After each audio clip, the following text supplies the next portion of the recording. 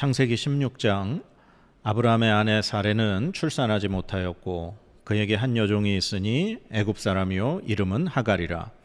사레가 아브라함에게 이르되 여호와께서 내 출산을 허락하지 아니하셨으니 원하건대 내 여종에게 들어가라. 내가 혹 그로 말미암아 자녀를 얻을까 하노라 하매 아브라함이 사레의 말을 들으니라. 아브라함의 아내 사레가 그 여종 애굽 사람 하갈을 데려다가 그 남편 아브라함에게 첩으로 준 때는 아브라함이 가나안 땅에 거주한 지 10년 후였더라. 아브라함이 하갈과 동침하였더니 하갈이 임신하매 그가 자기의 임신함을 알고 그의 여주인을 멸시한지라. 사레가 아브라함에게 이르되 내가 받는 모욕은 당신이 받아야 옳도다. 내가 나의 여종을 당신의 품에 두었거늘 그가 자기의 임신함을 알고 나를 멸시하니 당신과 나 사이에 여호와께서 판단하시기를 원하노라. 아브라함이 사레에게 이르되 당신의 여종은 당신의 수중에 있으니 당신의 눈에 좋을 대로 그에게 행하라 하매 사레가 하갈을 학대하였더니 하갈이 사레 앞에서 도망하였더라. 여호와의 사자가 광야의 샘물 곁 곧 술길 샘 곁에서 그를 만나 이르되 사레의 여종 하갈아 내가 어디서 왔으며 어디로 가느냐. 그가 이르되 나는 내 여주인 사레를 피하여 도망하나이다. 여호와의 사자가 그에게 이르되 내 여주인에게로 돌아가서 그 수하에 복종하라. 여호와의 사자가 또 그에게 이르되 내가 내 씨를 크게 번성하여 그 수가 많아 셀 수 없게 하리라. 여호와의 사자가 또 그에게 이르되 내가 임신하였은즉 아들을 낳으리니 그 이름을 이스마엘이라 하라. 이는 여호와께서 내 고통을 들으셨음이니라. 그가 사람 중에 들나귀 같이 되리니 그의 손이 모든 사람을 치겠고 모든 사람의 손이 그를 칠지며 그가 모든 형제와 대항해서 살리라 하니라. 하갈이 자기에게 이르신 여호와의 이름을 나를 살피시는 하나님이라 하였으니 이는 내가 어떻게 여기서 나를 살피시는 하나님을 배웠는고 함이라. 이러므로 그 샘을 브엘라 헤로이라 불렀으며 그것은 가데스와 베레 사이에 있더라. 하갈이 아브라함의 아들을 낳으매 아브라함이 하갈이 낳은 그 아들을 이름하여 이스마엘이라 하였더라. 하갈이 아브라함에게 이스마엘을 낳았을 때에 아브라함이 86세였더라. 아멘. 예, 오늘 창세기 16장 말씀, 우리 말씀 다시 한번 정리 한번 해보겠습니다. 사레가 자신이 아이를 낳지 못하자 아브라함에게 한 가지 제안을 하죠. 자신의 여종 중에 한 사람인 애굽 여인 하갈을 부인으로 줄 테니 그를 통해서 자식을 얻도록 하자. 아브라함도 동의합니다. 그때가 아브라함이 가나안에 거주한 지 약 10년 후라고 말씀하고 있습니다. 이렇게 해서 하갈이 아브라함의 두 번째 부인으로 되었고 하갈이 임신을 하게 됩니다. 그런데 문제는 하갈이 자신이 임신한 사실을 알고 자신의 여주인이었던 사레를 멸시하기 시작하죠. 그래서 이 문제로 사레는 아브라함과 갈등을 빚기 시작합니다. 그래서 결국 아브라함은 당신의 여종이었으니 당신 마음대로 하십시오라고 이야기하죠. 그래서 사레는 이번에 반대로 하갈을 학대하게 됩니다. 그래서 이 사레의 학대를 견디다 못한 하갈은 도망가게 되죠. 그런데 하갈이 도망가는 도중에 하나님의 사자를 만나게 됩니다. 하나님의 사자는 하갈에게 이렇게 세 가지를 말합니다. 첫 번째는 내 여주인에게 다시 돌아가서 복종해라. 그리고 두 번째는 네가 낳을 자녀를 크게 번성하게 할 것이다. 그리고 마지막 세 번째는 내가 아들을 낳을 것인데 그 아들의 이름을 이스마엘이라 하라. 그렇게 말씀을 하죠. 하갈은 자신이 만난 그 하나님의 사자 그곳의 이름을 브엘라 헤로이라고 이름을 정하게 됩니다. 그리고 하갈은 돌아와서 아들을 낳게 되고 아브라함은 그 아들의 이름을 이스마엘이라고 짓게 됩니다. 바로 이때가 이스마엘이 태어났을 때가 아브라함의 나이가 바로 86세였다. 이렇게 오늘 말씀을 정리하고 있습니다. 자, 그럼 오늘 말씀을 우리 한번 또 생각해 보겠습니다. 오늘 아브라함의 가정에 문제가 생긴 그 이유가 무엇이었을까요? 지금 가장 큰 문제는 아브람과 사레 사이에 자식이 없었다는 얘기죠. 그래서 그 자식을 얻는 방법으로 사레 여종이었던 애굽 여인 하갈을 부인으로 주어서 그가 임신하게 된 그 사건을 통해서 지금 아브라함 가정에 문제가 생겼다는 겁니다.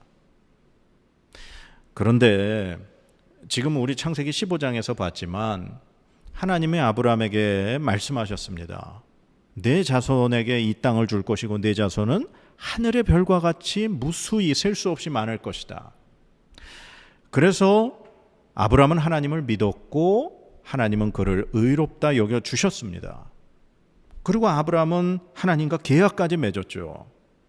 그러면 이제 그 계약을 지키셔야 할 분은 누굽니까? 하나님입니다. 그런데 아직까지 사라에게는 자식이 없었죠. 임신하지 못했습니다.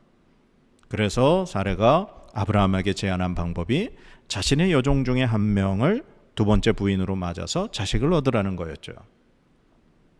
뭐 잘못된 거 있을 것 같으세요? 하나님은 분명히 아브라함에게 내 몸에서 날 자로 너의 후계자가 될 것이고 너의 그 씨가 될 거라고 말씀하셨습니다. 그러니 굳이 사례를 통하지 않아서도 다른 부인을 얻어서 자식을 얻게 돼도 역시 아브라함의 자식 아닌가요?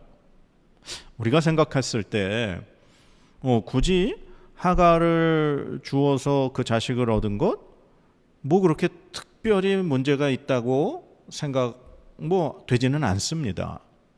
그러나 지금 이 문제로 인해서 가정에 문제가 생기고 가족 간에 갈등이 생기고 서로 멸시하고 학대하고 결국에 집을 나와 도망치는 이러한 일까지 벌어지게 된 거죠.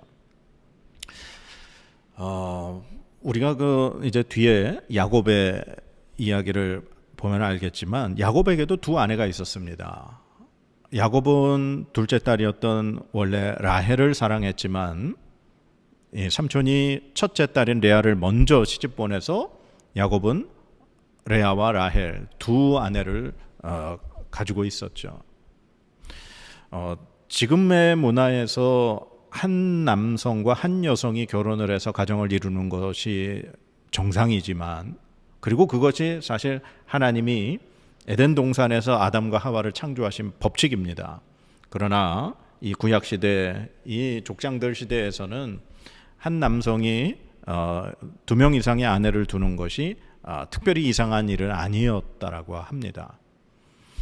그러니 아브라함에게 사레나 하갈이나 이 두 명의 아내를 둔 것이 큰 문제는 아니었다는 거죠. 그 당시의 상황에서. 그러나 지금 이 사레가 아브라함에게 이렇게 제안했던 그 방법이 과연 하나님의 방법이었는가 하면 바로 거기서 문제의 원인을 우리가 알 수 있는 겁니다. 하나님의 방법은 하나님께서 가정을 세워주신 아브람과 사레 두 사람을 통해서 자식을 낳게 하실 것이 하나님의 계획인 거죠.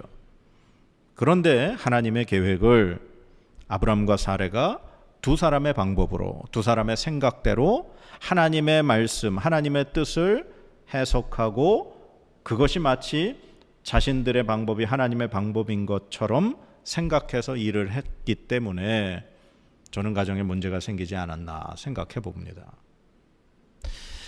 그리고 이제 이 하갈에 대해서 오늘 말씀을 좀 같이 생각해 보고 싶은데요. 우리가 성경에서 이제 하갈은 마치 이제 사레의 여종이고 애굽 여인이고 이 사라와 어떻게 보면 대척 관계에 있는 사람으로 그렇게 생각을 합니다.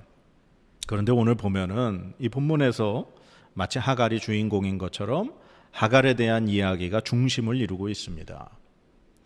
이 사레가 자신의 대신해서 자녀를 얻게 하기 위해서 남편에게 아내를 추천할 때 아내를 지금 세워야 할 때 아무나 세우겠습니까? 이 사레에게 여종들이 분명히 많이 있을 거라고 생각합니다. 왜냐하면 이 아브라함 집안에는 집에서 개인적으로 군사 훈련을 시킨 사람이 318명이 있을 정도였고 롯과도 그 목자들이 서로 다투고 그 땅이 좁아서 나누어질 정도였으니 지금 아브라함의 집안에는 엄청난 많은 재산과 노예들과 사람들이 살고 있는 거죠. 그런데 이 사레가 하갈을 아브라함에게 아내로 줄 정도였으면 이 하갈이 굉장히 지혜롭고 아마 믿음직스럽고 또한 충분히 자녀를 잘 낳을 수 있을 정도의 건강한 여인이었을 거라고 생각을 합니다. 그런데 문제는 하갈이 아브라함의 아내가 되고 난 이후에 자신이 임신한 사실을 알고 변했다는 거죠. 여종이었던 그가 아브라함의 아내가 되고 그리고 아브라함의 자식을 임신했다는 그것을 알았을 때 하갈은 변했습니다. 그래서 자신의 주인이었던 사레를 멸시했죠. 사람이 힘을 얻게 되면 그 힘을 잘 사용해야 되는데 사람들은 자신이 힘을 얻게 되면 그 힘을 가지고 약한 자를 짓누르고 억압하는 데 사용할 때 꼭 문제가 생깁니다. 그리고 그것은 하나님이 가장 싫어하시는 모습이죠. 그래서 이 문제로 인해서 사레가 아브라함에게 이렇게 불평을 하고 원망을 했을 때 결국 사레는 아브라함의 허락을 받아서 자신을 멸시했던 하갈을 학대했다, 그렇게 성경은 말하고 있습니다. 우리가 생각해 볼 게 얼마나 학대가 심했으면 임신한 여인이, 그것도 지금 가나안 땅에 살고 있는 애굽 노예였던 여인입니다. 그 여인이 집을 뛰쳐나와서 도망을 쳤다 죽기를 각오하고 집을 나온 거죠. 저는 하갈이 어디로 갔을까? 아무리 생각해봐도 애굽, 자신의 고향을 향해 도망치지 않았나 싶은 생각이 듭니다. 그런데 그 도망가는 도중에 이제 하나님의 사자를 만나게 되는 거죠. 참, 그런데 이 하갈의 모습이 저는 참 은혜가 됐던 부분이 있습니다. 그게 뭐냐면 하갈이 사레의 학대를 피해서 도망갔잖아요. 이 학대하다라는 이 히브리 단어가 아나라고 하는 동사입니다. 그런데 하나님의 사자가 하갈에게 이렇게 말씀하셨죠. 사레의 여종 하갈아, 내가 어디서 왔으며 어디로 가느냐 물으셨을 때 지금 사레를 피해서 도망갑니다, 그렇게 얘기했어요. 그런데 하나님의 사자가 내 여주인에게로 돌아가서 그 수하에 복종하라, 그렇게 말합니다. 학대하다라는 이 아나라는 동사가 그 수하에 복종하라, 다시 사레에 가서 복종하라, 이 복종하라라는 이 말과 같은 말이에요. 똑같이 히브리어 아나라는 동사가 쓰였습니다. 이 말을 제가 제 나름대로 해석을 하면 이렇습니다. 너 사레에게 학대받았어? 너 다시 돌아가서 그 학대를 견뎌라, 이 말인 거예요. 학대를 지금 받아서 그걸 피해서 목숨을 걸고 도망을 쳤는데 하나님의 사자는 다시 돌아가서 그 학대를 견뎌라 말하고 있는 겁니다. 그런데 하갈은 그 하나님의 사자의 말씀에 순종을 하죠. 다시 돌아가서 집에서 이스마엘을 낳게 되는 거죠. 그리고 성경 말씀에 하나님의 사자가 이렇게 얘기한 걸 우리 볼 수 있습니다. 하나님께서 너의 고통을 들으셨다. 하나님이 하갈이 그 고통받아 몸을 피해 도망가는 그 순간에 하갈의 신음소리를 들으셨다고 말씀하고 있는 겁니다. 그래서 하갈은 그 말씀에 힘을 얻고 돌아가서 어떻게 보면은 회개를 했을지 모르지만 그 상황은 전혀 성경에 나와 있지 않습니다. 그러나 하갈은 돌아가서 사레와의 관계, 그리고 아브라함의 관계, 그 모든 상황 속에서 살게 된다라는 사실이죠. 다시 그 자리로 돌아가는 거 결코 쉬운 일은 아닐 겁니다. 근데 하갈은 그 일을 합니다. 참, 그걸 보면서 이래서 하갈이 아브라함의 두 번째 부인의 자리에까지 갈 수 있는 사람이었는가? 한번 그런 생각도 한번 해보게 됩니다. 자, 그럼 오늘 이 말씀 창세기 16장을 통해서 우리에게는 그러면 이 말씀을 어떻게 적용해야 할 것인가? 저는 이렇게 생각합니다. 하나님의 말씀, 하나님의 그 뜻을 우리의 방법대로, 우리의 해석대로 그렇게 일을 진행해서는 안 된다라는 사실입니다. 하나님은 아브라함과 사레를 통해서 그 이삭이라고 하는 자녀를 하나님은 주시고, 그를 통해서 아브라함의 씨가 퍼져나갈 것을 계획하고 약속하고 계신 것인데, 아브라함과 사레는 너무 앞서갔죠. 하나님의 방법과 하나님의 계획이 아닌 자신들의 생각과 자신들의 방법대로 일을 처리했습니다. 그 결과 우리가 오늘 16장을 보았듯이 여러 가지 문제들이 생겼죠. 그래서 우리는 하나님의 말씀에 순종하는 사람이 되어야 할 것입니다. 그리고 하나님의 방법, 하나님의 뜻이 이루어질 때까지 기다리는 사람이 되어야 할 줄로 믿습니다. 성급하게 하나님의 말씀, 하나님의 뜻을 내 멋대로 해석하고 내 멋대로 행동해서는 안 된다는 사실을 기억하시기 바랍니다. 그리고 두 번째는, 하나님은 약한 자들의 신음소리에 귀 기울이시는 하나님이라는 사실을 기억해야 할 것입니다. 하갈이 임신한 사실을 알고 사례를 멸시했었죠. 분명히 하갈의 잘못입니다. 그러나 하갈보다 사실 더 힘이 있는 사람은 사레죠. 그래서 사레는 하갈을 학대했습니다. 그 학대가 얼마나 고통스러웠으면 목숨을 걸고 집을 나갔을까. 그런데 그 고통받고 힘들어하는 하갈의 신음소리를 하나님은 귀 기울이시고 듣고 계셨다는 사실을 우리 기억해야 할 것입니다. 아까 하갈이 여종이었다가 갑자기 아브라함의 아내가 되고 임신을 해서 아브라함의 모든 그 재산과 모든 것을 이제 물려받게 될 자식을 임신한 사실을 알았을 때, 자신이 힘을 가진 사람이 되었을 때 사례를 멸시했습니다. 이 말씀 통해서 우리가 기억해야 할 것은, 절대로 우리가 힘을 가지고 있을 때 연약한 자를 멸시하거나 그를 힘들게 해서는 안 된다는 사실입니다.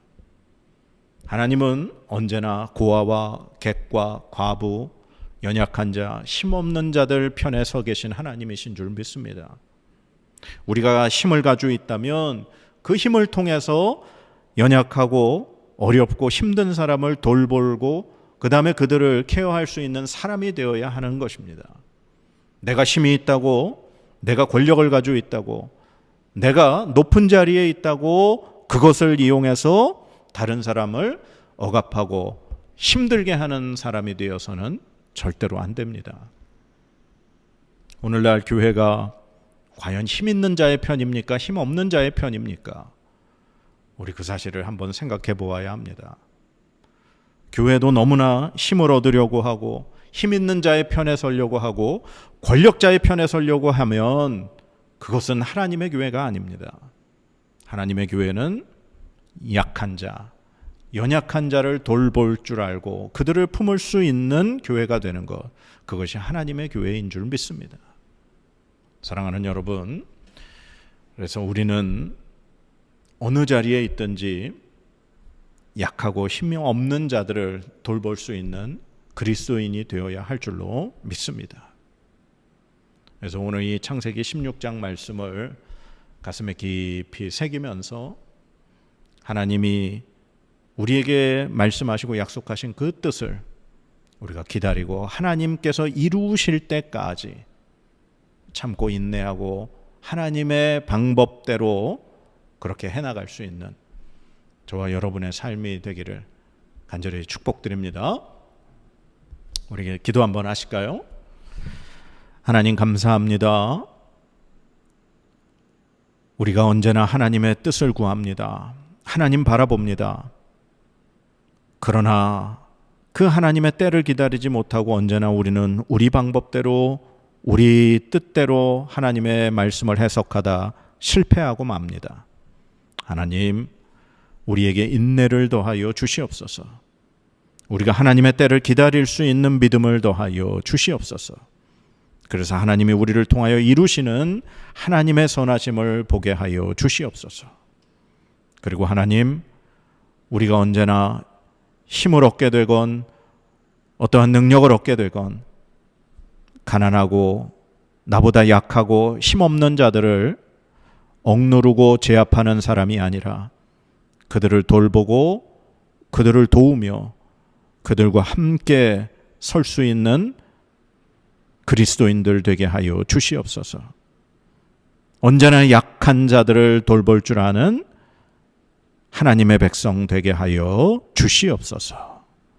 감사드리며 예수 그리스도의 이름으로 간절히 기도드립니다. 아멘.